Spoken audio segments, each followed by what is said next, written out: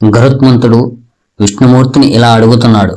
ఓ పరమాత్మ, ఏ పాపాలను చేయడం వల్ల యమలోకానికి వెళ్తారు? ఏ పాపాలను చేస్తే వైతరణి నదిలో పడిపోతారు? ఏ పాపాలను చేస్తే నరకాన్ని పొందుతారు? వినాలని కోరికగా ఉంది అని గరుత్మంతుడు విష్ణుమూర్తిని అడగగా విష్ణుమూర్తి ఇలా చెబుతున్నారు. ఎప్పుడు మంచి కర్మలను చేయకుండా పాపకర్మలనే చేసేవాడు ఎప్పుడు నరకం నుండి మరో నరకానికి, దుఃఖం నుండి మరో దుఃఖానికి వెళుతూ ఉంటాడు.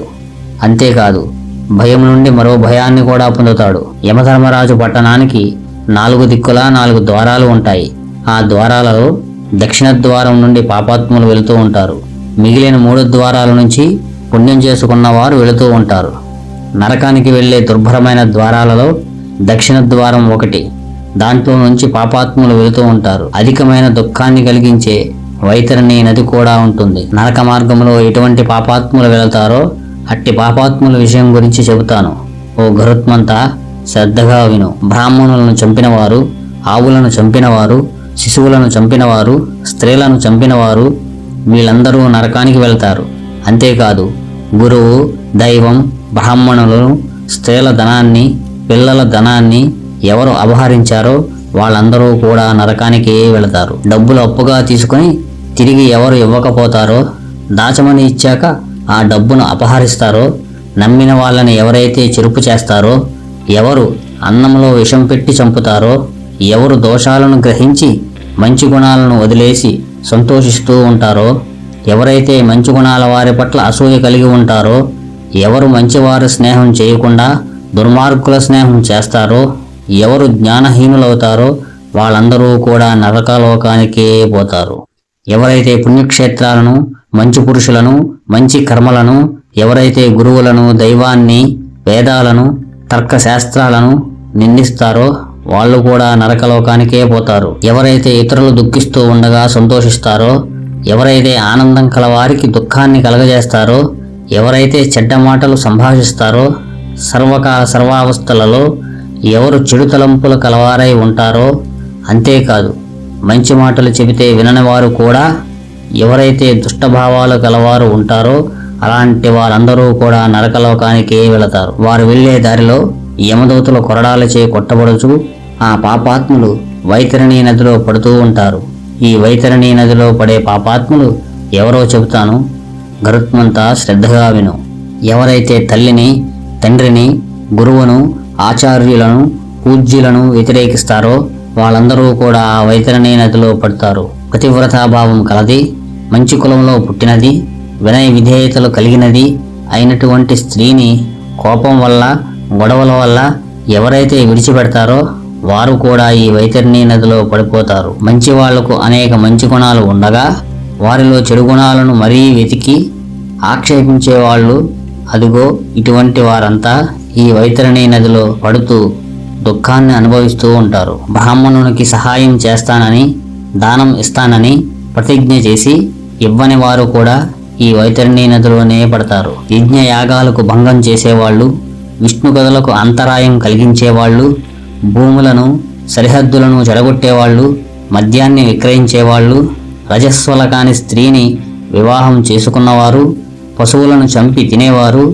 వీరందరూ కూడా ఈ వైతరణి నదిలోనే పడి అనేక రకమైన హింసలను భరిస్తూ దుఃఖానికి గురి అవుతూ నరక యాతలను అనుభవిస్తూ ఉంటారు. ఎవరైతే బ్రాహ్మణ వర్ణంలో పుట్టి వేదాలలో చెప్పిన విధంగా బ్రాహ్మణ నిత్య కర్మలను, నైమిత్తిక కర్మలను విడిచిపెడతారో వారు మాంసాన్ని తినేవారు, కళ్ళు తాగేవారు, స్వేచ్ఛగా సంచరించేవారు, వేదశాస్త్రాలను చదవక విడిచిపెట్టేవారు ఇటువంటి బ్రాహ్మణులంతా ఈ వైతరణి నదిలో పడి అనేక రకాల హింసలను అనుభవిస్తూ ఉంటారు. శూద్రులు వేదం చదువుకున్నా, కపిల గోవు పాలు త్రాగినా, యజ్ఞోపవీతాన్ని ధరించిన బ్రాహ్మణ స్త్రీలను వివాహం చేసుకున్నా ఈ వైతరణి నదిలో పడతారు. రాజుల భార్యల విషయంలో కోరిక గలవారు, పతివ్రతలను నిందించేవారు వాళ్ళు కూడా ఈ వైతరణి నదిలో పడతారు. పాపాత్ములు అందరూ చాలా కష్టాలను, బాధలను భరిస్తూ అనేక మార్గాల గుండా ప్రయాణించి యమలోకానికి చేరుతారు. అప్పుడు యమధర్మరాజు ఆజ్ఞను బట్టి యమదూతల వారిని వారు చేసిన పాపాల ఆధారంగా వైతరణి నదిలో పడవేస్తూ ఉంటారు. ఓ గరుత్మంతుడా, అనేక నరకాలలో 21 నరకాలు చాలా బాధలు కలుగజేస్తాయి. అంతేకాదు వాటన్నిటినీ మించి ఈ వైతరణి నదిలో ఉండే దుఃఖం అధికంగా ఉంటుంది. చనిపోయిన పితృదేవతలకు పితృకార్యములను చేయకుండా ఉన్నవారు, పితృదేవతల పేరిట నల్ల ఆవునైనా దానం చేయలేని వారు, అటువంటి పాపాత్ములు ఈ వైతరణి నదిలో పడి అక్కడ దుఃఖాలను కష్టాలను అనుభవిస్తూ ఉంటారు. భర్త చనిపోయిన ఆడవారు పుణ్యక్షేత్రాలను చూడకుండా, సత్ప్రవర్తన లేకుండా, మంచి నడవడిక లేకుండా పాపాలను చేసేవారు ఈ వైతరణి నదిలో పడి అనేక రకాల దుఃఖాలను అనుభవిస్తారు. భర్తని దూషించేవారు, పరపురుషులను గౌరవించేవారు, పరపురుషుల చేత కామవాంఛలు తీర్చుకునేవారు, భర్త ముందు పరపురుషుల అందాన్ని పొగిడేవారు, భర్తతో గొడవలు పడేవారు, ఇటువంటి పాపాలు చేసిన స్త్రీలు అంతా బూరుగు వృక్షానికి కట్టబడి యమభటుల చేత కొరడాలతో కొట్టబడుతూ ఉంటారు. దేవుడు లేడనేవారు, పెద్దలు చెప్పినవి వినని వారు, పెళ్ళాం పిల్లల్ని ఇంటికి వచ్చిన వారిని సంతోషపెట్టని వారు, అస్తమానం కామక విషయాలను కలిగి ఉండేవారు, బడాయి కొరకు పూజలు జపాలు చేసేవారు, చేసిన మేలు మర్చిపోయిన వారు ఈ వైతరణి నదిలో అనేక దుఃఖాలను అనుభవిస్తూ ఉంటారు. నూతులను బావులను పూడ్చేవారు, దేవాలయాలను ఇళ్లను పడగొట్టేవారు, పెళ్ళాం బిడ్డల్ని, పనిచేసే వాళ్ళని, గురువుల్ని, దేవతల్ని, మాతృదేవతల్ని విస్మరించేవాళ్ళు అందరూ కూడా నరకాన్ని పొందుతారు. తమ దగ్గర పనిచేసే స్త్రీలతో లేదా ఆడవారితో సంభోగం చేసే బ్రాహ్మణులు దుర్గతిని పొందుతారు. శూద్ర స్త్రీలతో సంతానం పొందిన బ్రాహ్మణుడు నరకాన్ని పొందుతారు. ఆవులు కొట్టుకుంటూ ఉంటే బ్రాహ్మణులు అలా చూస్తూ నిలబడి ఉంటే వారు కూడా నరకాన్ని పొందుతారు. నమ్మిన భార్యలతో జగడాలాడితే కూడా నరకం వస్తుంది. ఋతుస్రావం సమయాల్లో భార్యలతో సంభోగించిన వారు కూడా నరకాన్ని పొందుతారు. ఈ మనుష్యులు కామమోహితులై భార్య రజస్వలై ఉండగా పర్వదినాల యందు, జలాల యందు, పకటిపూట యందు, శ్రాద్ధకర్మలు చేసిన దినాల యందు కామమోహితులై తమ భార్యలతో సంభోగించిన వారు కూడా నరకాన్ని పొందుతారు. శరీర సంబంధమైనటువంటి మలాన్ని అగ్నిహోత్రంలో గాని, జలాల యందు గాని, ఉద్యానవనాల యందు గాని, మార్గమధ్యమునందు గాని, గోవులు నివసించు పవిత్రమైన స్థలాల యందు గాని విసర్జించువారు నరకాన్ని పొందుతారు. విండ్లు, బాణాలు, శస్త్రాలు చేసేవారు, అమ్మేవారు కూడా నరకాన్ని పొందుతారు. చర్మ విక్రయాలను అమ్మే వైశ్యులు, విషాన్ని అమ్మేవారు నరకాన్ని పొందుతారు.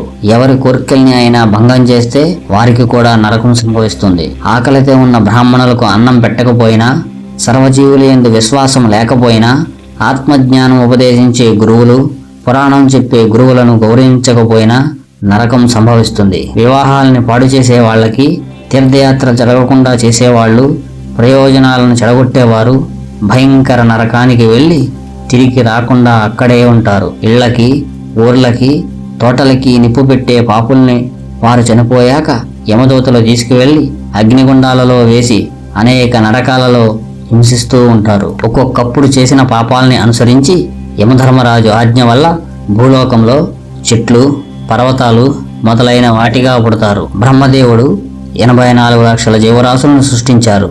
అందులో దేవతలు, మనుషులు, మృగాలు, పక్షులు, పురుగులు, జలజంతువులు అన్నీ ఉన్నాయి. ఇవన్నీ కూడా సమస్త నరకాలని అనుభవించి అనేక జన్మలను తీసుకొని చివరికి మళ్ళీ మనుషుల జన్మలను ఎత్తి అందులోనూ పంచుముల వంటి జాతులలో పుడతారు. అతి ఘోరమైన భరించరాని పాపాలను చేస్తే పుట్టుకతో కుష్ఠరోగులుగా, పుట్టుగుడ్డివారిగా జన్మిస్తారు.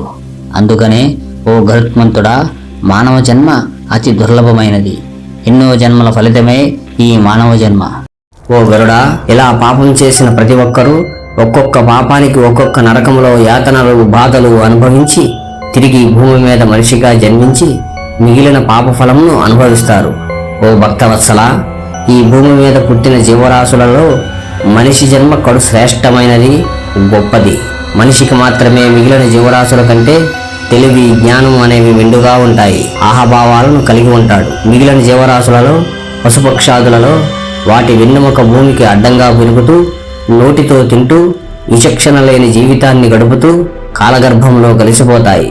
కానీ మానవుడు మాత్రమే చేతితో తీసుకొని నోట్లో పెట్టుకొని తినే స్థితిని కలిగి, ఆకాశతత్వంతో భూమికి నిటారుగా ఉండే వెన్నెముకను కలిగి, విచక్షణ జ్ఞానాలను కలిగి భగవంతుడిని చేరుకునే మోక్ష స్థితిని మానవుడు మాత్రమే కలిగి ఉంటాడు.